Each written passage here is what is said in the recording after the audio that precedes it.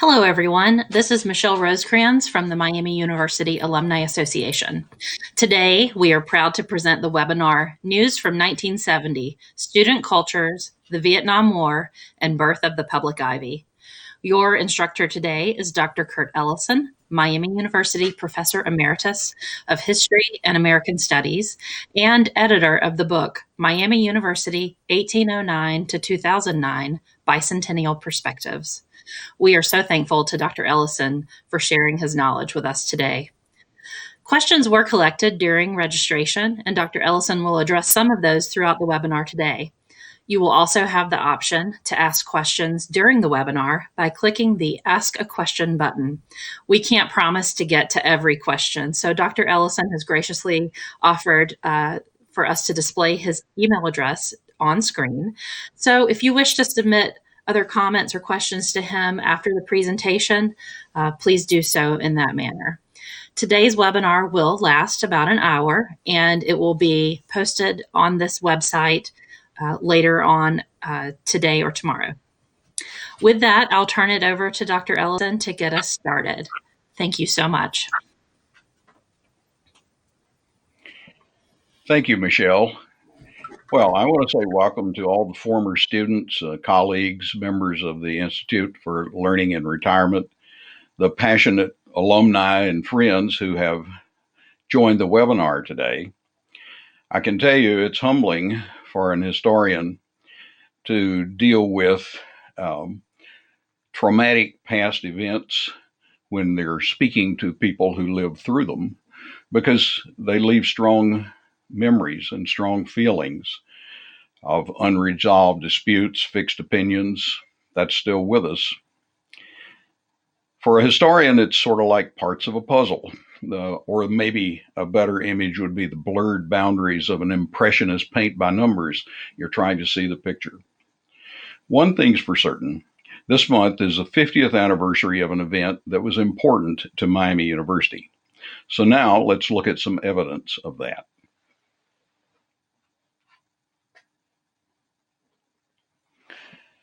So our topic is News from 1970, Student Cultures, the Vietnam War, and the Birth of the Public Ivy.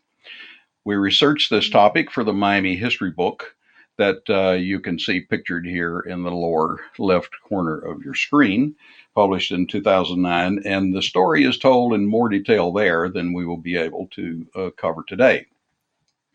We will, however, see many images that may remind you or inform you about what happened in that day. We're going to start with a sort of interpretation. Helen Horowitz, a scholar of campus life, has said that during the late 60s and early 70s, there was a period of time when student cultures took on, as she calls it, a revolutionary character. This happened earlier in Miami history, but certainly the late 60s, early 70s was no exception. Usually when that happens, different subcultures of student life come together around a common theme.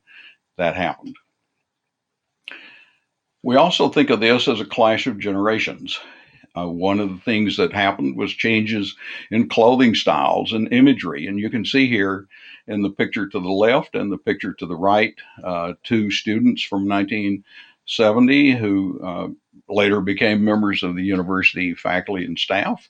In the upper right-hand corner, Associated Women students also became later members of the Miami staff. In the bottom, Dr. Schreiber represents the World War II generation. You can see him here with his family, and certainly they had different views of authority and discipline and how things ought to go. Of course, the Vietnam War was an underlying theme throughout this era. As early as fall of 1968, the Student Senate organized a symposium for the campus, and they brought to campus people from all over the country, indeed from all over the world, very prominent people with very different opinions about what was going on in the war in Vietnam, from Senator Strom Thurmond to David Halberstam and others. And that symposium, we want to underline, was organized by students and brought to the campus in '68. But a lot of other things were happening in this period, and we want to talk a little bit about the larger context of the 1960s and the sort of changes that were, or the changes that were going on. The Black Student Action Association was formed at Miami in 1968, and their intention was to pressure with the administration to improve the standing of Black students and Black faculty at the campus.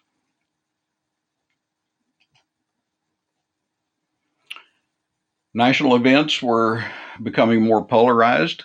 The national political resistance was coming here through this film festival. This is a flyer from the Miami archives. There's a lot of stuff there that's left from these days. Somebody printed this up and duplicated it and handed it out. Notice the titles of the films: Pig Power, Chicago Convention, Resistance, People's Park in Berkeley. And also notice that this was sponsored by the Miami Western Student Mobilization Committee. Western was a site of a great deal of campus activism in this period, and many of those students were in coalition with some of the students at Miami. The women's movement was expressed very clearly in the 70s. Associated Women students brought Kate Millett, one of the people who was a strong contender for a lead voice in what was happening with women in society. She wrote a book called Sexual Politics, and she came here to speak along with Sheila Tobias. And here we have a good representation of what was called the counterculture of this period. Program board and the Associated Women students brought Timothy Leary. And if you don't remember Timothy Leary, he was a Harvard professor who claimed that one could alter their state of consciousness through the use of LSD. In the lower left, you'll see an excerpt from the student article. Leary will speak at Withrow Court. At this time, he was an ex-Harvard professor advocating LSD. A substance, he said, was the spiritual equivalent of the hydrogen bomb. So we were supposedly expanding consciousness. Music. A number of you sent questions about what kinds of music were played, and we're only going to use one example here. Simon and Garfunkel played to a crowd of 11,000 in Millett, the largest group that had ever gone to Millett for a performance. And there were many other musical groups who came to campus, and they reflected the changing tone of anti-war sentiment in that period. Now, here's something to think about. Helen Horowitz said many different student subcultures came together in the 1960s in common cause. And first thing we want to say about fraternity life is there is some indication in the documents that are left behind that they were adopting a sort of countercultural style. Now, we could discuss whether or not that's always been the case with social fraternities or not.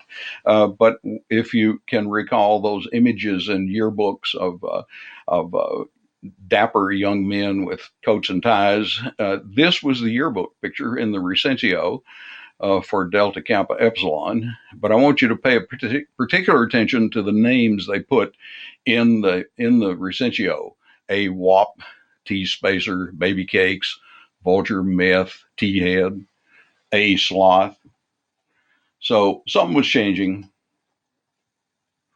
And then there were symbolic actions. These are kind of comic, maybe in a black humor way. This picture appeared in the Miami Student of Marty Donsky, who later became one of my students and made a film in this period, which he's donated to our archives. But in this story, Marty Donsky is pictured, and note what it says here. No one in the administration took Marty Donsky seriously when he challenged Vice President Robert Etheridge to a joust. The weather was fine, said Donsky, but only a few supporters showed up. His future plans uncertain, the challenger promised a statement.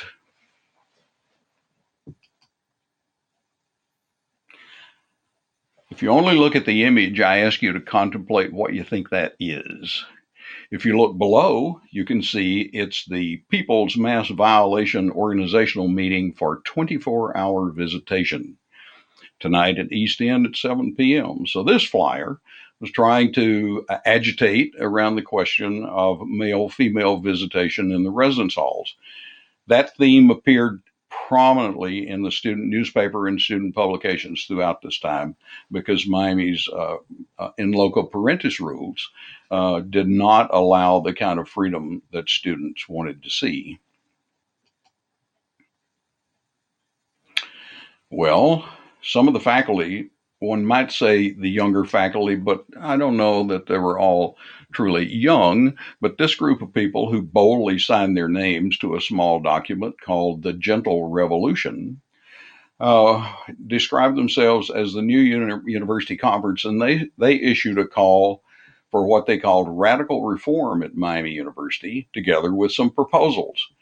If you scan down to the table of contents of their booklet of demands, it's really interesting to see what they chose as radical revolution. They wanted to have seminars for the first year students. They wanted to have special studies programs. They wanted to have joint interdisciplinary seminars in the junior year. My favorite is request number 5, a decent university bookstore. Many of these things would be implemented later, but the ones at the bottom, that Miami University and the ROTC should no longer have a relationship, and that teachers should not have to disclose information about students who were subject to the draft.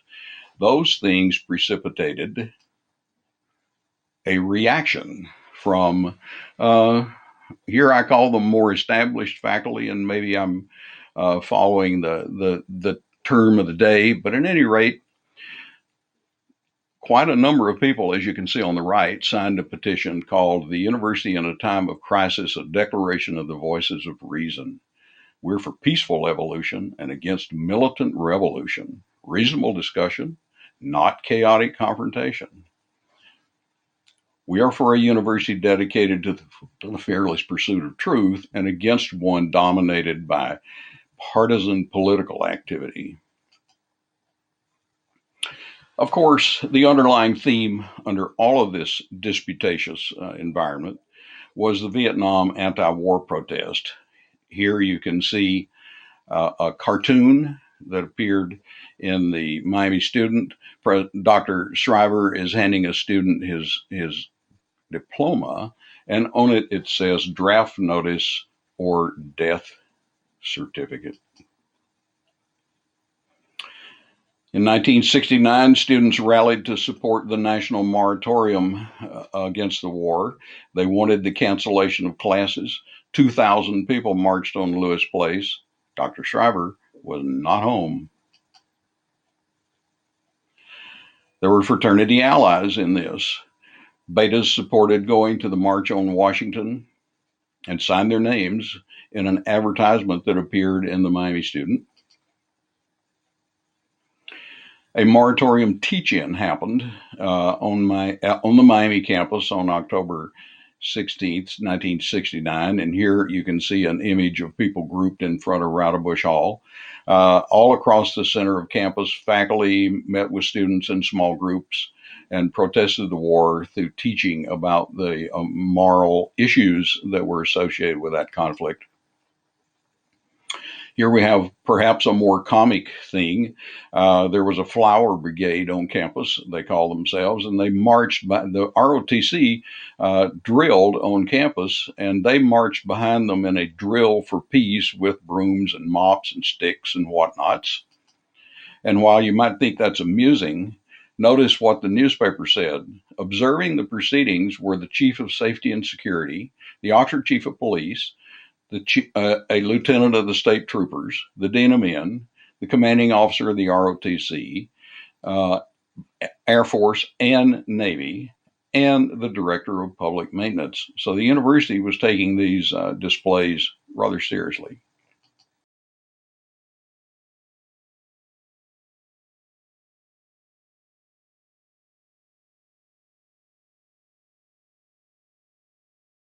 slow down just a little bit and allow you to look at these pictures a little more carefully. You can see in the upper right-hand corner an image of the interior of Rowan Hall, which was designed for naval officer training, and it had, in its original version in 1947, gun emplacements and a bridge and the like. But what happened was a spontaneous combustion, according to the Miami students. About 300 students occupied the building to protest the presence of ROTC on campus, and that would have been April 15th. And here are some pictures of that. Some of you may identify yourselves here. I don't know.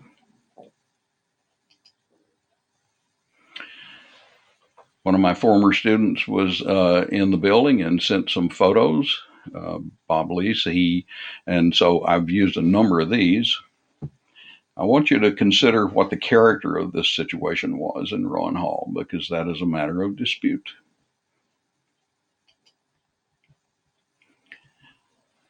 This gentleman, Ted Soares, who's identified on the left, seated on what some have described as a replica of a mine, was described in the Miami Student newspaper as a former Miami student who came in, and he was described as helping people frame a set of demands for the administration.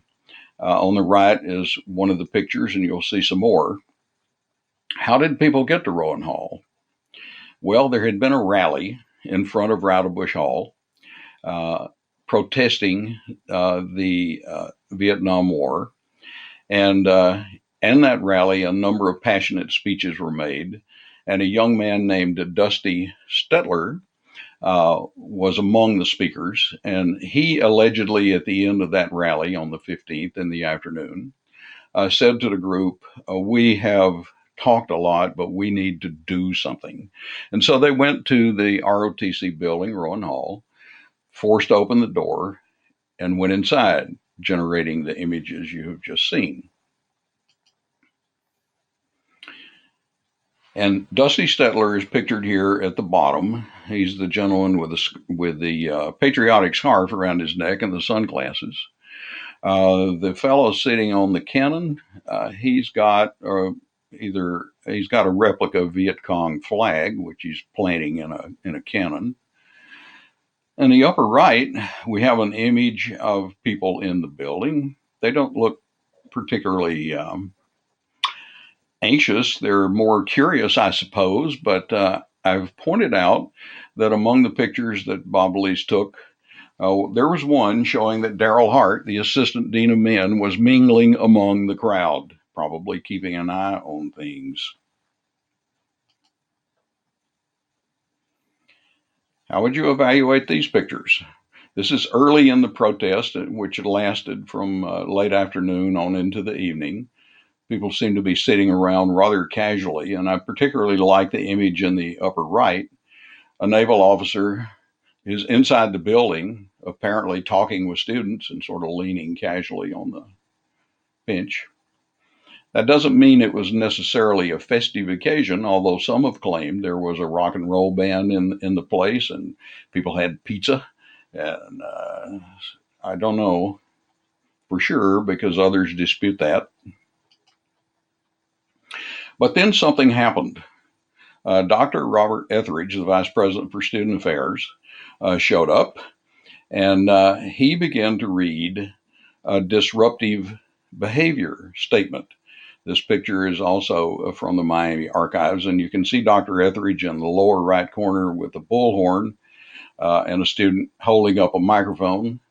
And incidentally, in the top, in the center, with his hand up, that's Dusty again. Dusty, by the way, would serve some time for this. Here are the disruptive behavior statements. These are in the archives, and I won't take the time to read all the perhaps tedious official language, but we will look at this one. Dr. Etheridge read Statement 1, which warned people that if they didn't leave, they would be preemptorily suspended and subject to arrest. And then he left. He came back a short time later and he read Disruptive Behavior Statement 2. Your refusal to comply with a request made by an official is a flagrant violation of proper conduct and premeditated defiance of university authority. Students are now officially suspended under the conduct regulations and are at this point no longer students at Miami University. All present are advised that if you do not leave the building, you should be arrested for trespassing under the authority of, and so on and so on. Good order on the campus. Then things began to change. The Ohio Highway Patrol had been called by the head of campus security, and the first people who came were sort of turned away by a raucous crowd, and they called for more reinforcements. But they then came into Rowan Hall after Dr. Etheridge read Disruptive Behavior Statement 2 and began to arrest people in what seemed like a fairly orderly fashion. You can see students sat down at that point, and they were escorted out of the building to the north side one at a time. There are several images of these arrests that appeared in newspaper accounts. What's happening most likely is that students are taking a passive resistance tactic that they have seen in civil rights demonstrations and other demonstrations. They're just sitting down, and the Highway Patrol is moving them out. This image in particular I find fascinating because you see the lady or the woman at the lower left seems to be smiling, and I'm not sure what image is on the face, what expressions on the face of the gentleman who's being picked up.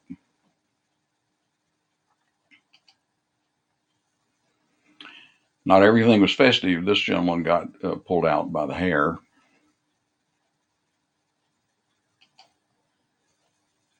So 176 people are arrested, and they're photographed outside the building. You can see that in the two pictures to the right. They're loaded into buses, vans, and police cars. There are several disruptions of that activity. Someone let the air out of the tires of a van. The bus broke down. Finally, people were taken away in police cars.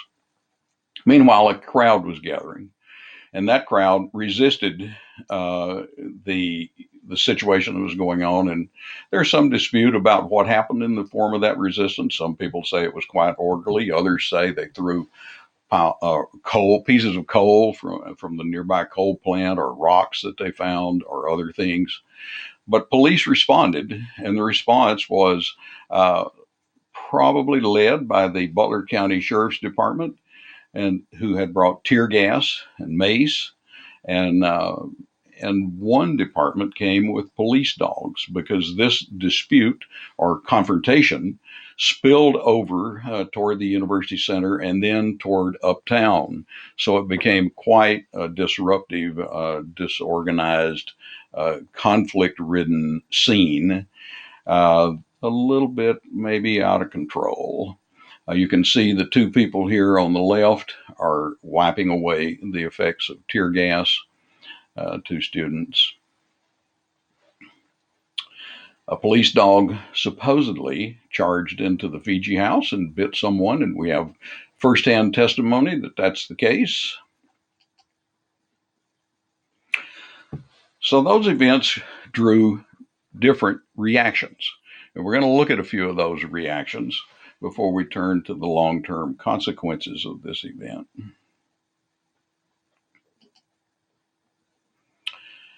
So let's start with Governor James Rhodes. Governor Rhodes came to campus the following morning. He was here, and he and Dr. Schreiber had a press conference in Rowdebush Hall, and it was reported that he said this is in the Miami Student, when a situation gets completely out of hand, we're here to help.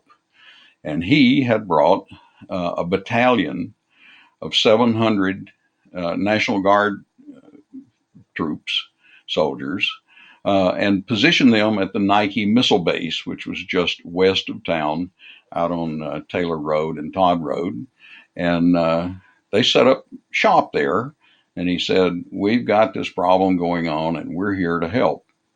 President Shriver was very active at this point and said, let's don't bring them to campus. We can keep this under control. How did the students respond? Well, the student protesters had been planning a general strike of classes for the 20th, but on the 16th, they said, nope, we're going to strike now. And this detailed account on the front page of the Miami Student is a very interesting statement of what happened from the point of view of students at the time or immediately after the event. Flyers and handbills began to appear everywhere. Some academic departments produced statements that they wanted to strike normal classes or normal operations.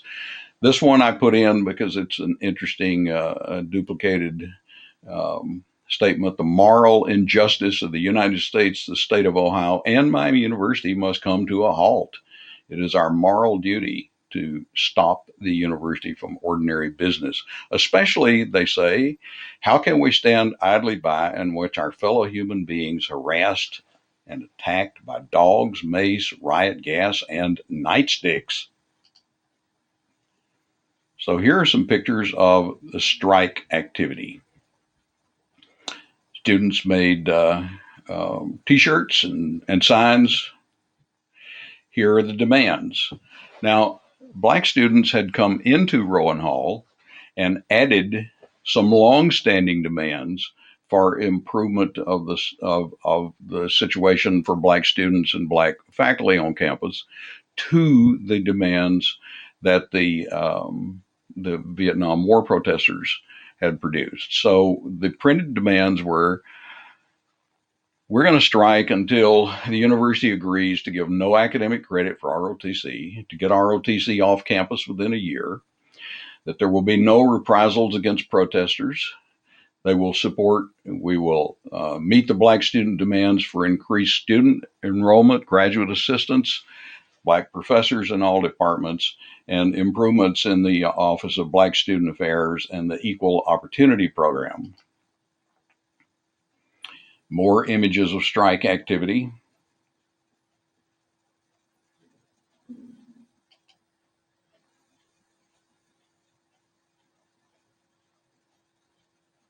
The defense fund for the 176 was to raise money to pay the bail for those arrested. These photos are interesting. There's a group on a mass meeting on Rowdybush Hall lawn. Over on the right, the Black Student Action Association leaders are speaking, unite or perish. To the lower left is supposedly the evidence that Craig Webster, Fiji, was clubbed by police and attacked by dogs. Here's a rally outside Upham Hall toward the Bishop Circle in that courtyard. You can see that many students are sympathetic and turning out.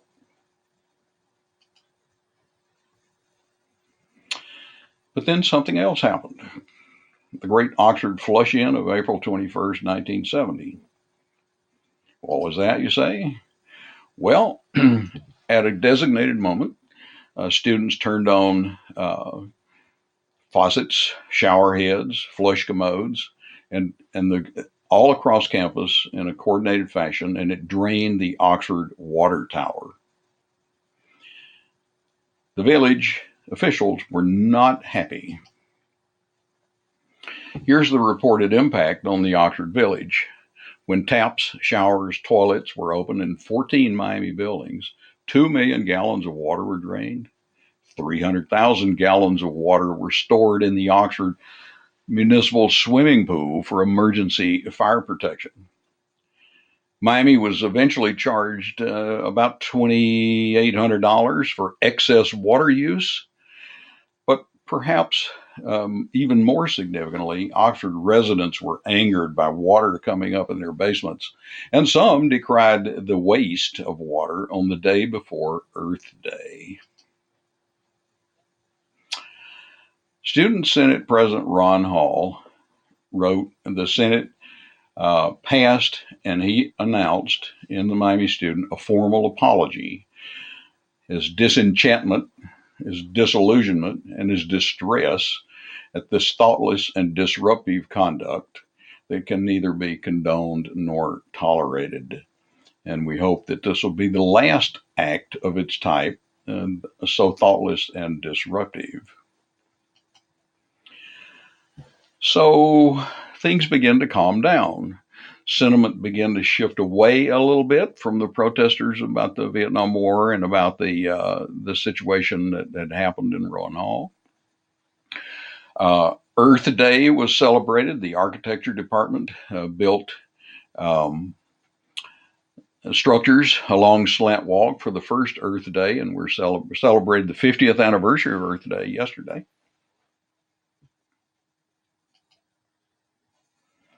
Most of the arrested students were released and their enrollments reinstated. Bob Sides provided this image of his court receipt. Cost him $15.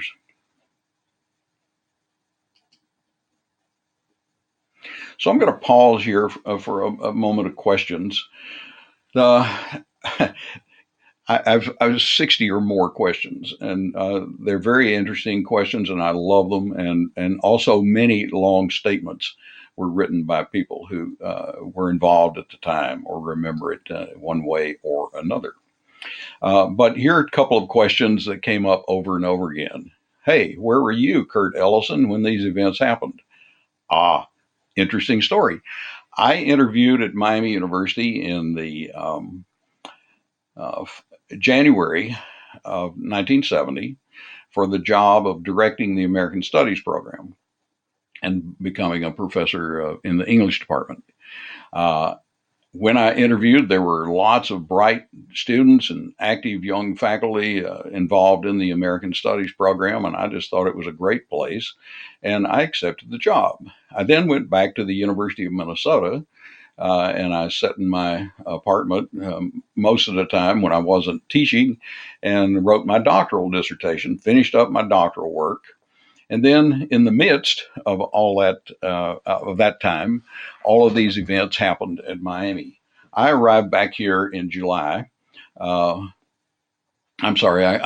arrived back here in August for the opening of the fall semester, and I found that a number of the students that I had met when I interviewed and a number of the faculty that I had met when I interviewed were no longer at the university. They had left, and they had been involved in the protest events.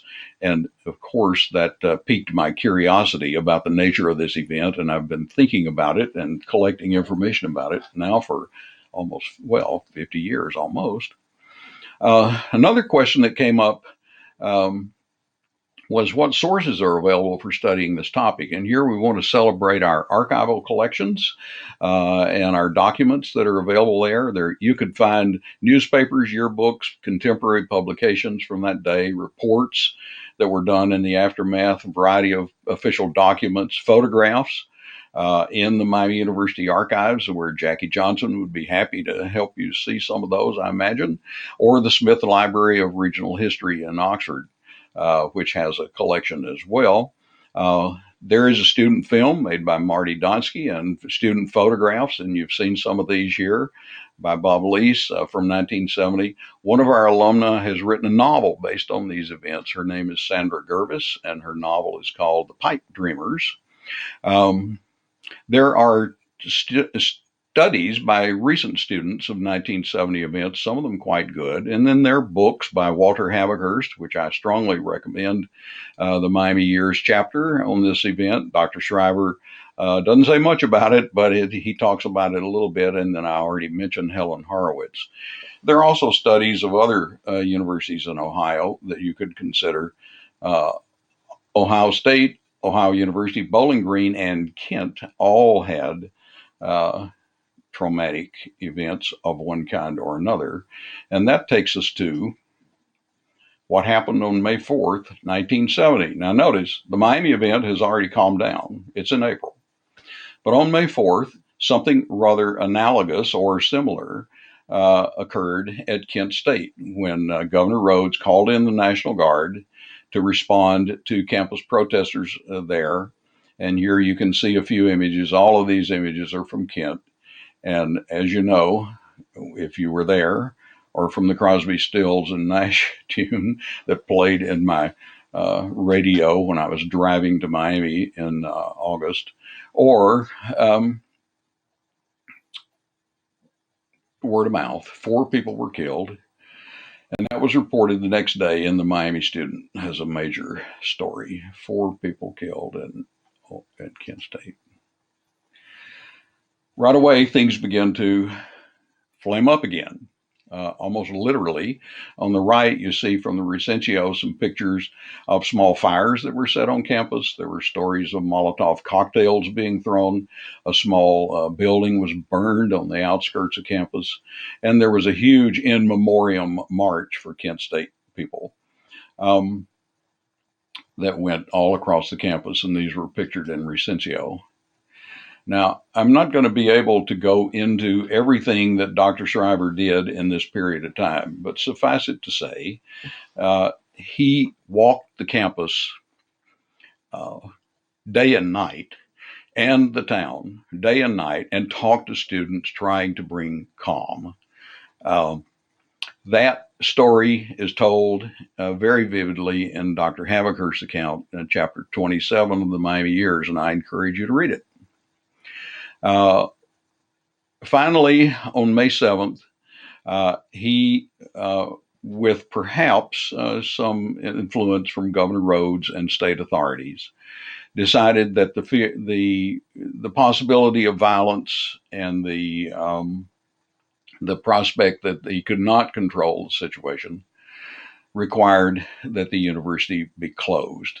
And so this statement of closure, which is still in the archives, was issued by Dr. Shriver very reluctantly, but he did close the university, and it was closed for 10 days.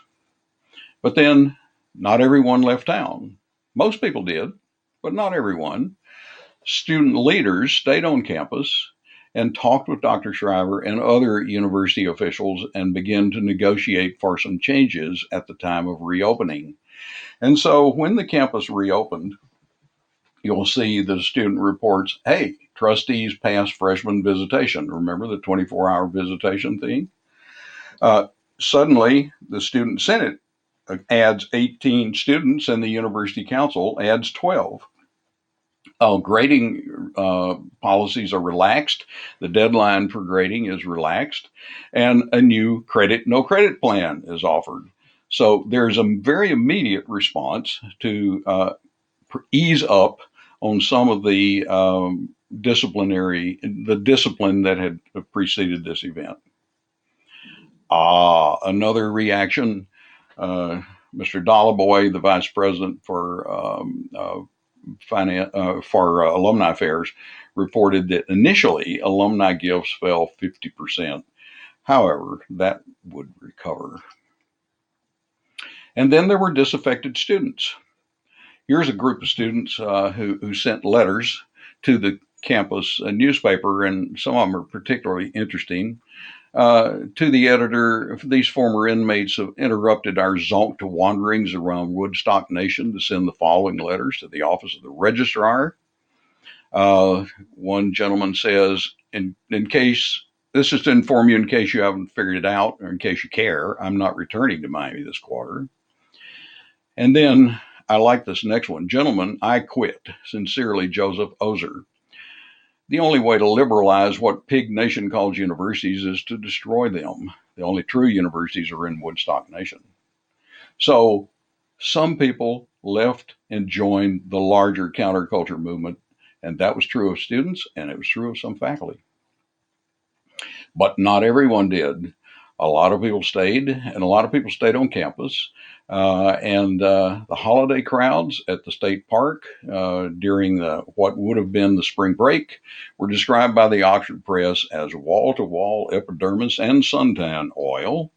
The gentleman in the upper right sent this picture. He was back in town and seated on the curb uptown. And the comment there is, hey, this is not all bad, and the merchants are glad to have the students back. So we're going to say a few things about the birth of the public ivy, which I believe is this is interpretation, of course, but I believe all of these events were a tipping point in the history of the university, as there had been previous tipping points in earlier days that moved the university in a different direction. And we're going to summarize that a little bit and then take a few questions that have come in during the webinar. Well, here are the vice presidents in the wake of 1970: John Dolliboy, Robert Etheridge, Lloyd Goggin, and David G. Brown. I love this picture. I think I knew all of these people and still know the one on the far right. And I think this picture captures some of their spirit. But what I want to point out to you is these three vice presidents on the left are all World War II generation. And Dr. Brown is not. He's 34 years old when he becomes the provost of Miami in July of 1970. And I like it that he's just seated on the ground and being casual, or I'm seated on the floor and being somewhat casual in this situation. The Institute for Environmental Science had been founded in 1969, and when the Nike base was decommissioned in 1970, the university acquired it, and eventually, in the next few years, they moved in there and started having classes, so the Nike base became an environmental science center. They were later headquartered in Boyd Hall. And then Western College becomes a part of Miami in 1973. David Brown and Philip Schreiber were the Miami leaders in that event. It was the largest land acquisition to Miami in its history. But it's interesting, I think, that the Western College had financial problems they couldn't solve. Miami paid off their debt of $3 million and acquired the property. It was called an affiliation and merger, and there was an intent right away to create a program that carried on some of the character of the Freedom with Responsibility program that Western had, which was emphasized more independent study, and to blend it with Miami. This is from the report of the Miami planning team, which I think tells you something about the direction education is going to go. The aim of the university is education in mind and character, liberating the entire person, which encouraged respect for and awareness of one's feelings and the capacity for spontaneity, affection, sentiment, and personal commitments, all in addition to the content of what one studies. So now we're beginning to look at the entire human development of students. And that was carried out in an important grant from the Lilly Foundation to create a program to study what are the best practices in college teaching. It's still going strong. It's now had a worldwide impact and publishes a journal. But that was an important point in initiating the kind of teaching that occurs at Miami today, holistic. By the 1980s, we were reforming liberal education, which was described in the student newspaper as another revolutionary change, by the way. It established a set of liberal education principles, thinking critically. This is what every liberal education course ought to do, or some would call it the general education program. What it ought to do for every single student at Miami, teach them or help them to learn to think critically, understand contexts, engage with other learners, reflect, and act in addition to their content learning. And then by 1985, Richard Mole was studying public schools that were high quality at a reasonable price. And he published a book called The Public Ivies in 1985. And you can see from this little cover, it's in the upper left, that Miami was among them. And the clips at the bottom are from the current Miami website. What is a public Ivy, they say. And they also point out the many high rankings that the university receives for best value in undergraduate teaching among public universities and other features. A public university that provides an exceptional return on your educational investment, has a rich history and tradition, and has a picture perfect campus. And that's only part of the story. And indeed, I want to share with you that it's been a great pleasure to show you some other parts of the story of how we became a public Ivy. I want to thank J.J. Schlager and Michelle Rosecrans of the Alumni Association for helping make this webinar possible. Bob Schmidt, former director of the archives, and Valerie Elliott, the manager of the Smith History Library, assisted when I first started working on this PowerPoint a number of years ago. And we have images from the Miami archives, from the Smith Library of Original History, from Robert Lease and Robert Sides in this presentation. And we want to thank you all for that. So now, I believe we have some time for questions that have come in during the webinar. I want to remind you that you can contact me by email if you wish. And this presentation will be on YouTube, so you can go back and look at some of these images more carefully. Thank you. Yes, this is Michelle Rosecrans with the Miami University.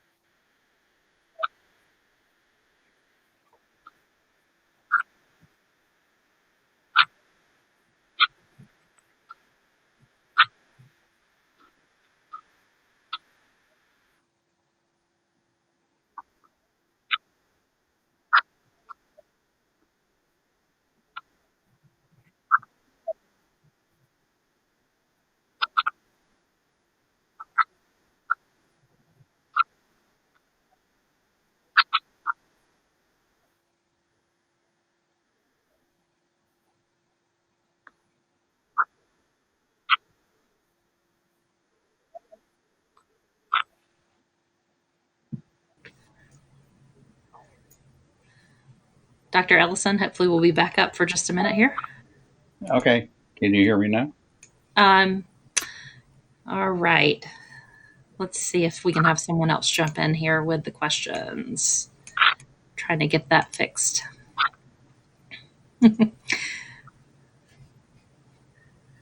Kurt, can you hear me okay?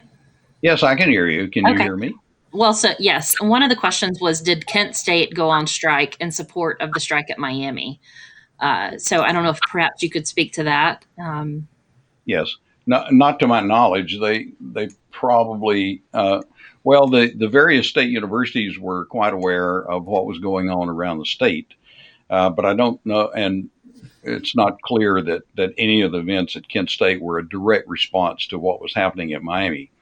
So I think of it more as parallel protests. And indeed, this was happening all across the United States.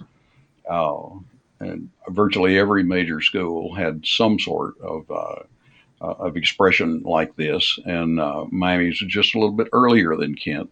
And the Kent event, which came a little later, is the one that gave Miami some notoriety. Okay, great. Can I comment a little bit? May I say something about Bob Meredith? Yes. The comment that came in. Bob Meredith. Kurt, could I read that comment again? Because I understand that the audio was cutting out at that point. Sure, go ahead. Okay, so I'll read that again. Sue Ann shared with us that she says, I was Bob Meredith's student in my minor in American Studies. and he changed my life, turning a naive conservative girl into a knowledgeable progressive woman.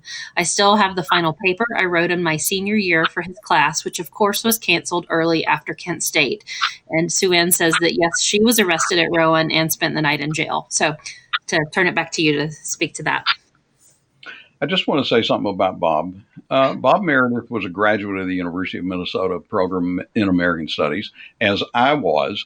Later, I never knew him there. He was ahead of me. He had come to Miami and worked with Walter Haverhurst and others to shape the American Studies program in the College of Arts and Science into a really important and vital program. And I'm sure it had great impact on students.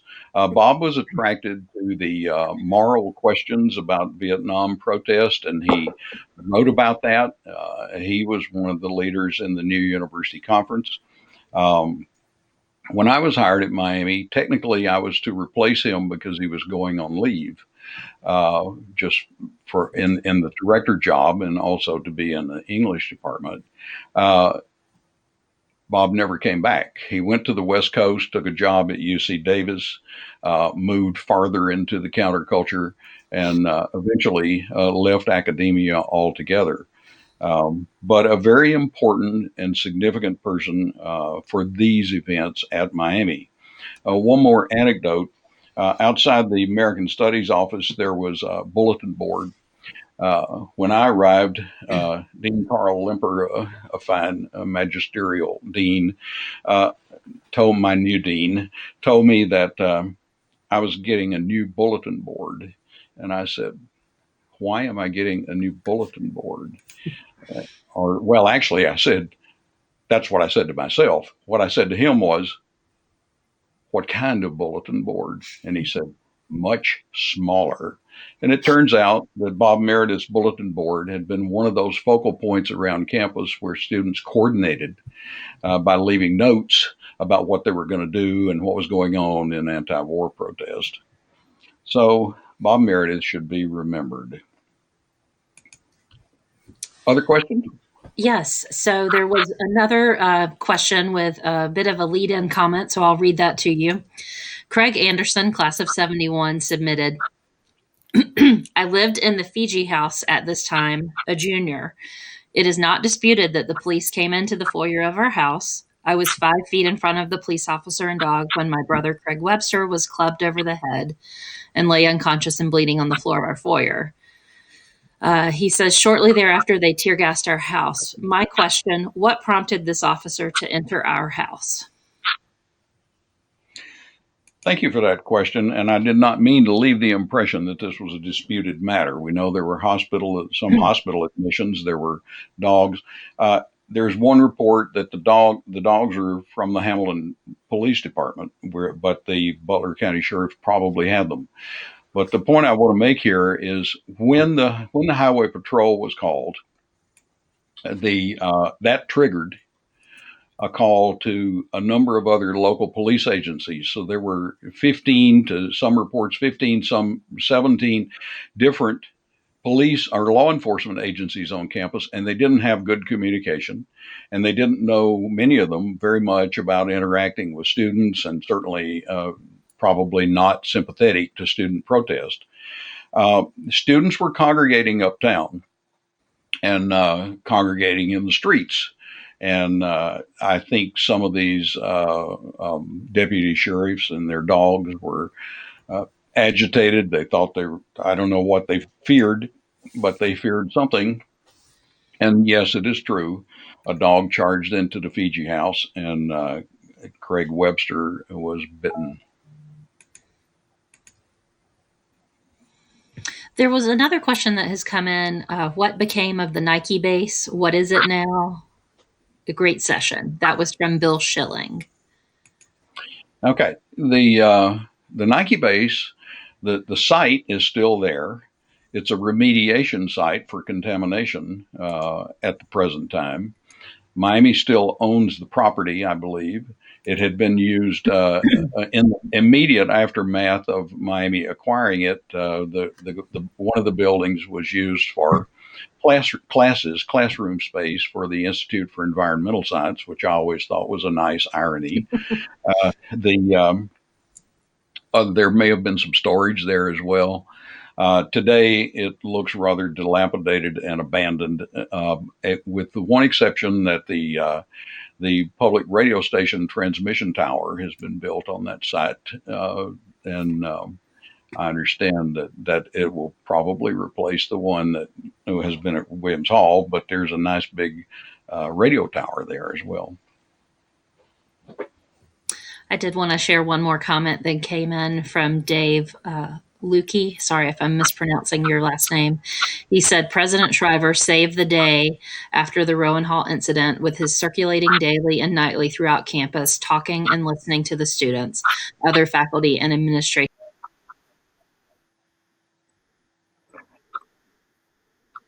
Yeah, I think that's a good point to think about, and I hope you will read the account in Haverhurst's book about what Schreiber did in those days. I can tell you that when I arrived in 1970, the very first faculty meeting in Hall Auditorium was packed. Everybody came.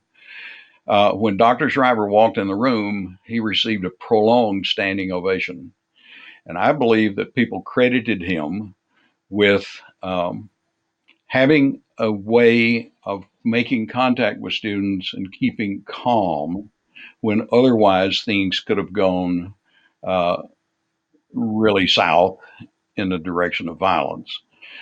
Very early on, I didn't mention it here, but he had gone to a protest in the Miami libraries, similar to the sit-in later in Rowan Hall. And this story was told by Mr. Dollaboy, who was not particularly sympathetic to these kinds of activities. But he said he heard that students were occupying the library and they were protesting for longer library hours. So he hastened over to the scene to see what could be done to get these students out of the library. And when he walked in, Dr. Schreiber was sitting on the floor with the students talking to them, and they talked it through. And indeed, they extended the library hours and things melted away peacefully. There is some debate about whether or not Dr. Schreiber could have defused the situation in Rowan Hall had he come there. And some say he could have and should have. Others say the communication was not clear, and yet others say, well, there was an installation involved that included the military. What we do know is the generational conflict played out in the way we've described here today, but in later days and in earlier days, as he had done in earlier days, Dr. Schreiber tried to keep calm, and we think that especially means that the National Guard never came to campus and never got the itchy fingers that they got apparently at Kent State. And so at Miami, while there was disorder, disruption, and police dogs and mace and tear gas, and there were never any people killed. And we can be grateful for that. Indeed. Well, I would like to say thank you to everyone for joining us today for this wonderfully informative webinar. We're grateful to Dr. Kurt Ellison for sharing his expertise and knowledge. What a treasure we have in your research and your passion for documenting Miami history. Thank you again to everyone for joining us, and we hope that you'll take a look at our upcoming webinars and join us again for another one soon. Thank you so much. Thank you.